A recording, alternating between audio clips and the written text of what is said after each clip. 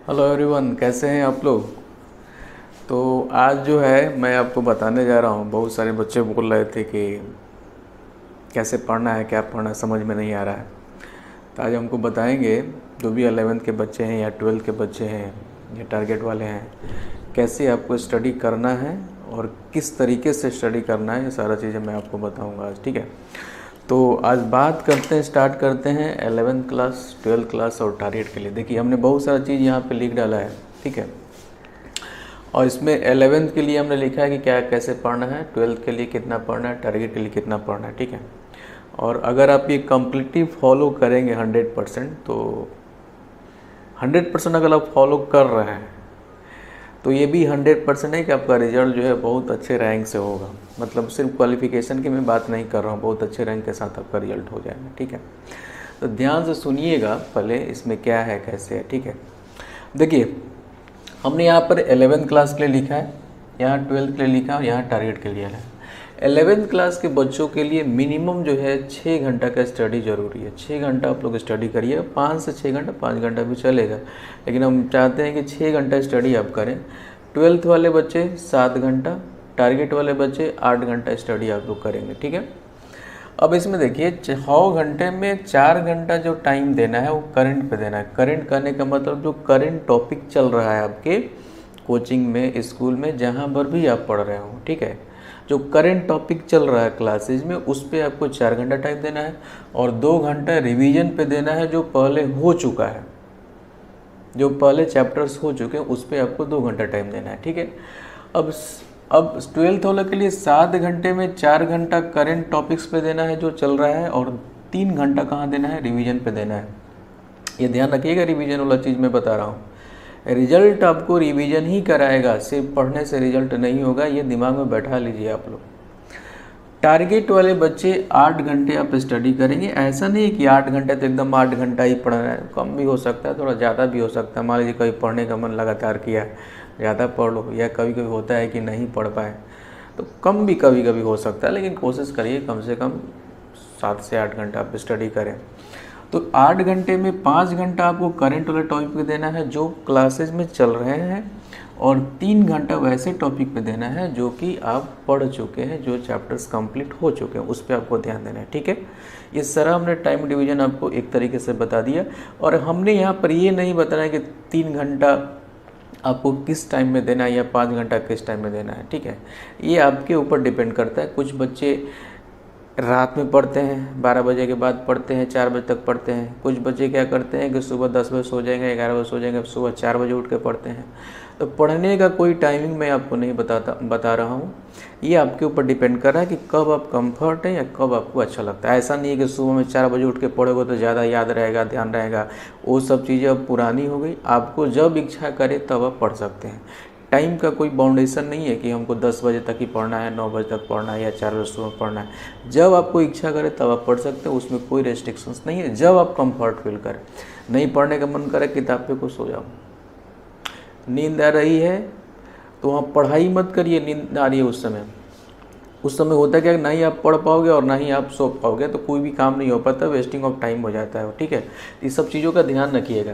अब देखिए, अब हम बता रहे हैं आपको, जैसे आप लोग जनरली जो पढ़ते हो, जो आपका टाइम टेबल होता है, वो होता है कि भाई करते हो कि आगे 7 से 8 हमको केमिस्ट्री पढ़ना है, 8 से 9 हमको फिजिक्स पढ़ना है, 10 से 11 हमको क्या पढ़ना है, बायोलॉजी पढ़ना है।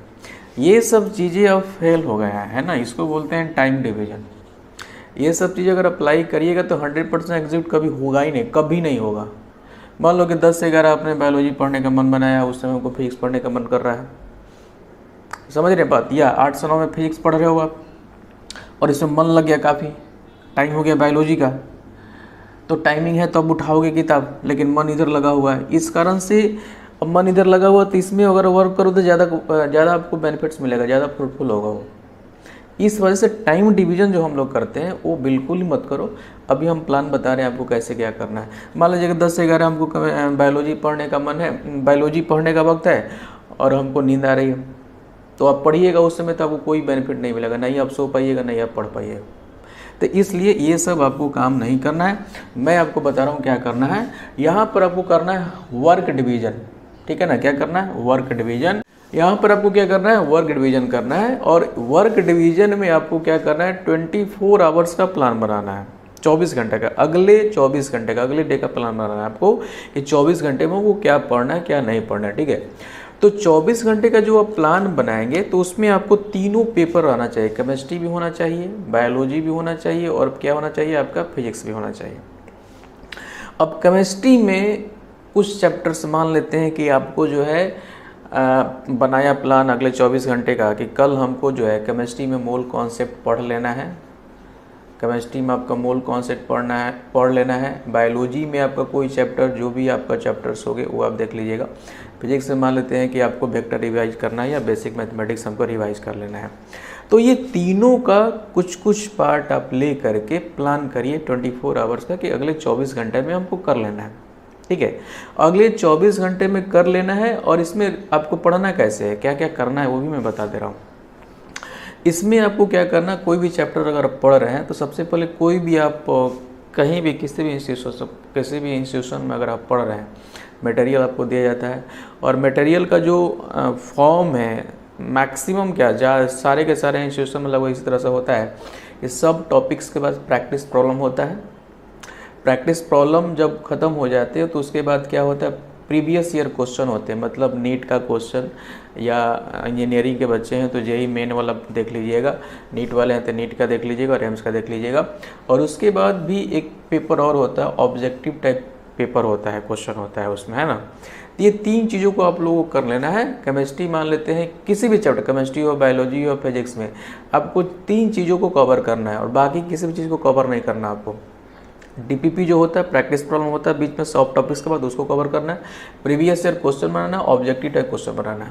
ठीक है, अगर आप ये बना लिए हैं तो आप फिर से इसको रिवाइज करिए, इसी को फिर से बनाइए। डीपीपी में जो प्रॉब्लम पहली बार में नहीं बना है उसको आप बनाएं, या पीवाईक्यू में जो पहली बार आपको नहीं बना उसको बनाएं, ऑब्जेक्टिव में जो पहली बार नहीं बना उसको बनाएं। आप इस तरीके से आप पढ़ सकते हैं, इसको करिएगा तो आपको ज़्यादा बेनिफिट मिलेगा।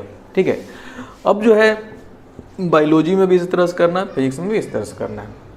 तो आप 24 घंटे का प्लान बनाइए, केमिस्ट्री में हमको क्या पढ़ लेना है, बायोलॉजी में हमको क्या क्या पढ़ लेना है, और फिजिक्स में हमको क्या क्या पढ़ लेना है। ये हो गया डेली का आपका रूटीन, 24 घंटे का प्लान के अंतर्गत ये सब आएगा।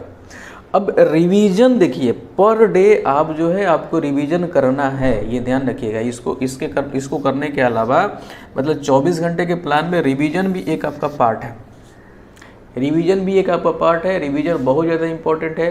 पढ़ने के लिए सारे लोग पढ़ते हैं, रिवीजन 1% बच्चे भी नहीं कर पाते हैं या नहीं करते हैं, जिसकी वजह से रिजल्ट बहुत मुश्किल हो जाता है। तो मैंने बोला है रिवीजन में आपके 3 आवर्स 2 आवर्स हमने बोला है, लगभग 40% टाइम हमने बोला है रिवीजन के लिए, 60% जो करंट चल रहा है उस पर आप टाइम दीजिए डेली का। अब देखो रिवीजन में क्या करना है कि मिनिमम एक चैप्टर किसी भी सब्जेक्ट का आप जरूर करें, मिनिमम एक चैप्टर, चाहे बायोलॉजी का हो या फिजिक्स का हो या केमिस्ट्री का हो, मिनिमम एक चैप्टर आप जरूर करें।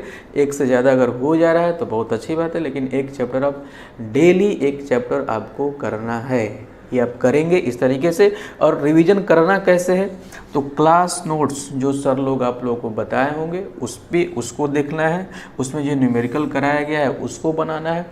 इसको करने के बाद आप previous year question and DPP बना लीजिए। बस रिवीजन का तरीका यही है और बाकी इसमें कुछ भी नहीं है, ठीक है ना।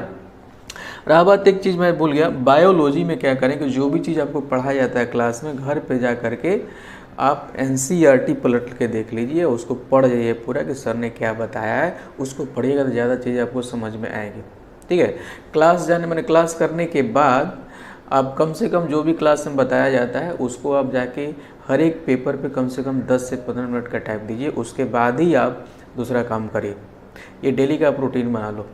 अगर आप ऐसे करेंगे तो बहुत बेहतर हो जाएगा। आपको 10 से 15 दिन करके देखिए, आपको खुद लगेगा कि हाँ बहुत ज़्यादा ड्रास्टिकली चेंज आया।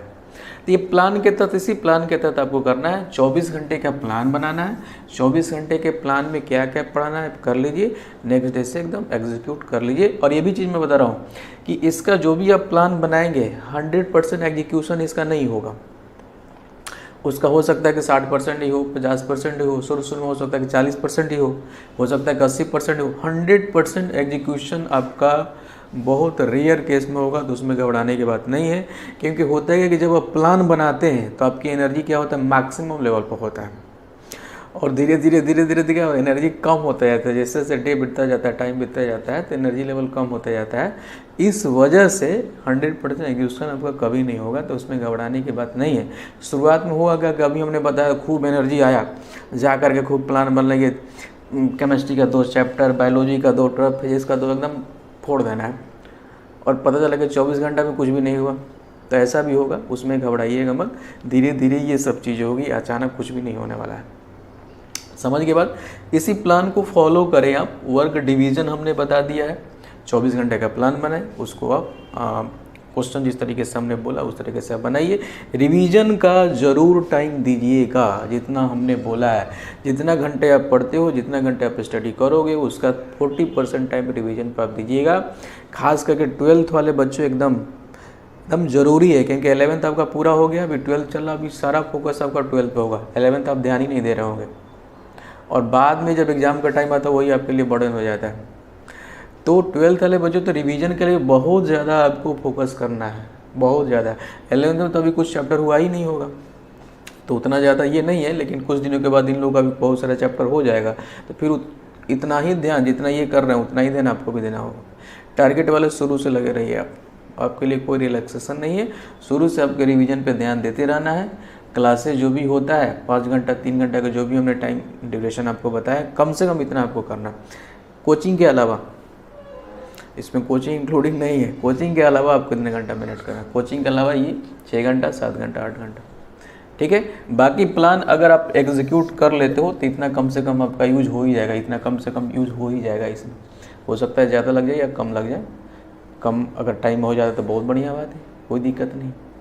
समझ के बात, तो इस तरीके से पूरा अब रिवाइज करेंगे, पूरे चैप्टर्स को पढ़ेंगे। रिवीजन का भी तरीका हमने बता दिया कि कैसे आपको रिवाइज करना है, और 24 आवर्स का प्लान हमने बता दिया है। तो मैं बहुत दिनों से सोच रहा था बताने के लिए, टाइम नहीं मिल पा रहा था, समझ रहे हैं बात। और बाकी कुछ भी अगर पूछना होगा तो पूछ लीजिएगा, बता देंगे आपको, ठीक है। ओके।